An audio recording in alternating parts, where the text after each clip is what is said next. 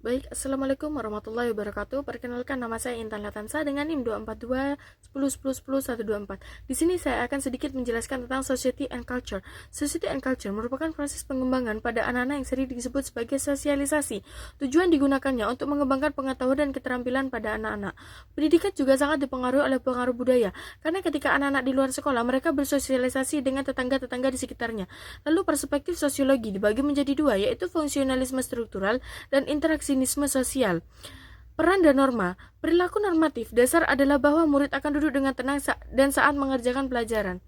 Lalu masyarakat dan budaya. Gaya berpakaian atau berperilaku yang sesuai dengan kelompok sebaya tertentu akan membuat anak-anak merasa berbeda oleh orang lain. Selanjutnya adalah psikologi sosial, yaitu ketidakpatuhan terhadap norma sering menyebabkan kecemasan, tekanan sosial, atau bahkan diskriminasi. Kepatuhan terhadap otoritas. Kepatuhan penting dalam struktur hierarki seperti sekolah pada saat guru memimpin banyak murid, pada saat guru menjelaskan di depan. Lalu, struktur sosial dan identitas diri. Perilaku ditentukan oleh posisi sosial dan dibentuk untuk mengelola identitas diri, seperti pada contoh gambar di samping. Mengembangkan pengetahuan sosial oleh Bandura DKK pada 1963.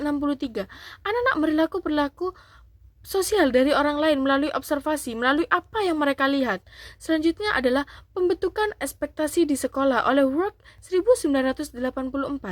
Awal hubungan antara guru dan murid itu sangat penting.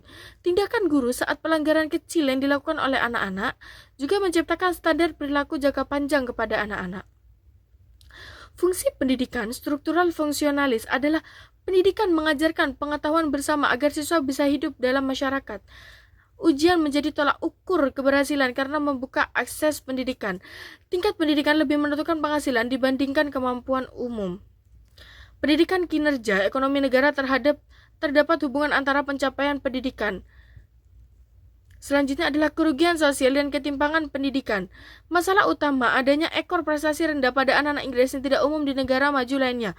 Pada tahun 1979, 10% anak hidup dalam kemiskinan.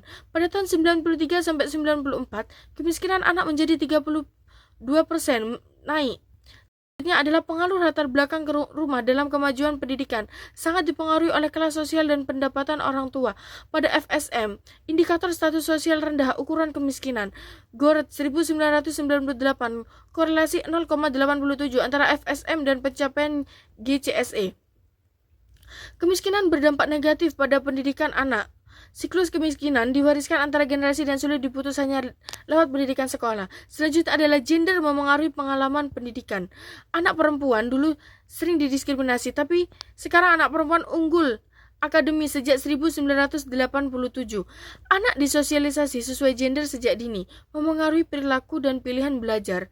Anak perempuan lebih teliti, lalu anak laki-laki itu sering bermasalah perilaku. Seperti pada gambar di samping, anak perempuan itu sedang mengerjakan tugas, tetapi anak laki-laki tersebut bermain gadget.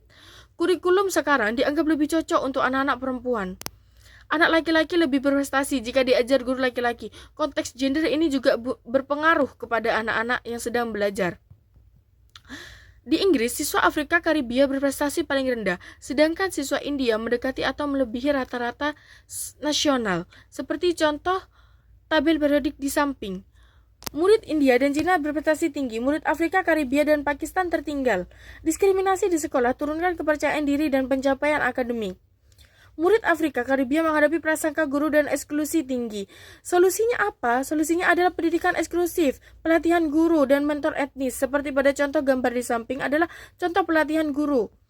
Selanjutnya adalah prestasi akademik Afrika Amerika meningkat tajam pada tahun 1970 sampai 1990 karena faktor lingkungan.